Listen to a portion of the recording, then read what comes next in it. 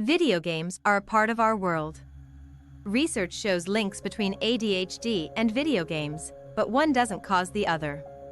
And the links aren't all bad. A 2021 study shows that kids with ADHD spend more time playing video games than other children their age. The heavy use and persistent symptoms of ADHD make many wonder, do each worsen the other? The links between ADHD and video games are complex.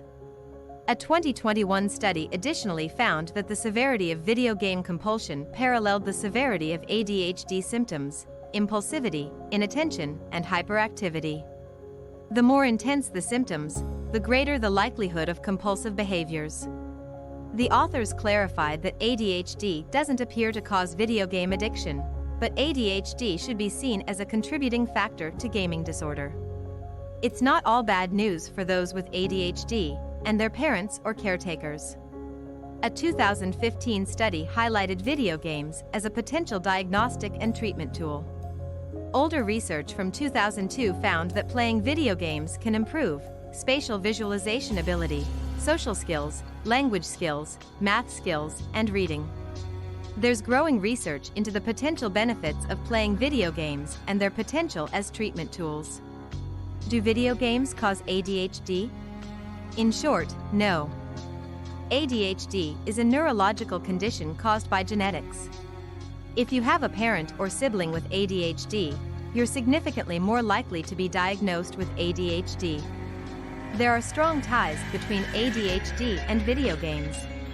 People with ADHD tend to spend more time playing games.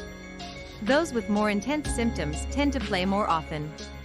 A 2018 study found that people with ADHD have greater chances of video game addiction, and those with the most intense symptoms are at the greatest likelihood of addiction. How much is too much? Many parents worry about how much screen time their children have, whether or not they have ADHD. If children with ADHD are at a higher likelihood of video game addiction, these worries may grow, but there's no cause for panic. The World Health Organization, WHO, has recently added gaming disorder to their list of diagnoses, but most children's chances aren't significant. To qualify for a diagnosis, the behavior pattern must heavily impact personal functioning, family interaction, social interaction, educational success, and other important areas of functioning. Symptoms must have been present for at least 12 months. There are reported benefits of playing video games. A growing body of research finds the positive effects of playing video games, including a recent study showing that playing video games can boost kids' intelligence. Moderate, consistent, and intentional use of video games has been shown to decrease symptoms of stress, depression, anxiety, and loneliness while also increasing symptoms of self-esteem, self-confidence, and personal autonomy.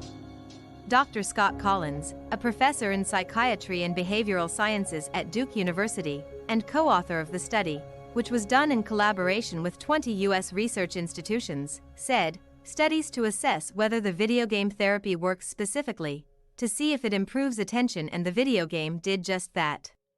The video game treatment is not yet an alternative to good, existing treatment, but it is promising. We still need to see the best way this would fit into the overall clinical picture. But the more tools we have, the better. About 4.4% of people in the US and 3.4% globally have been diagnosed with ADHD, and it is most common in school-aged children, particularly boys.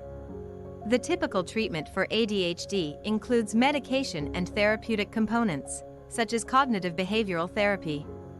But not everyone has access to these treatments, and many parents are often reluctant to put their children on medications. The study focused on video game therapy suggests that it can help lessen ADHD symptoms in children with minimal side effects.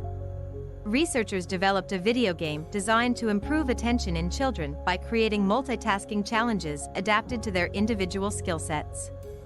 In the study, 350 children ages 8 to 12 who had ADHD but hadn't yet been prescribed drugs were divided into two groups, one that used the newly created video game therapy, and another that played a regular video game.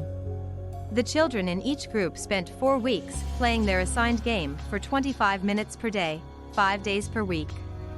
Data showed that the children who played the new video game therapy had significant improvements in attention scores compared with the control group. While the combination of medication and behavioral therapy has proven effective, the study suggests that video game therapy can be an alternative, especially where medications cannot be used.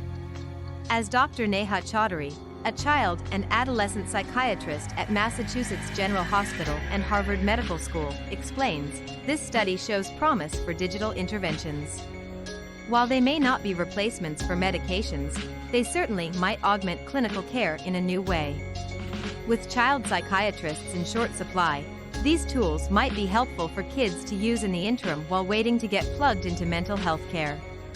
In conclusion, this study suggests that video games may be able to help children with ADHD improve their attention, and can be an alternative to traditional treatments in certain cases. It is important to remember, however, that more research is needed to fully understand how video game therapy fits into the overall clinical picture.